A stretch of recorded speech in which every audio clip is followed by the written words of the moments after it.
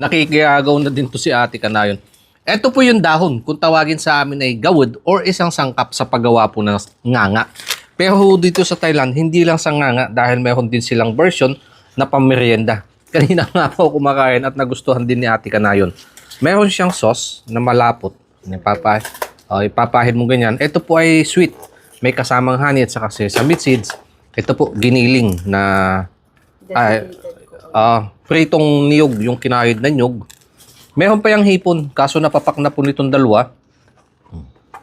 Luya. Ito mo si ate. Kinakain din niya. Bigyan natin ng mani, sibuyas, pampainit na sili. Saka mo babalutin ganyan. Parang i-roll mo din lang siya ng anga. Then, It's like sushi. ang saka po, kung ito alone, yung dahon alone, meron siyang minty at saka kaunting tight na flavor. But din, pag pinagsama-sama mo na ho lahat yung mga nilagay mong kasama niyang mga flavor, pampalasa, ang sarap po na pang merienda. This is mine.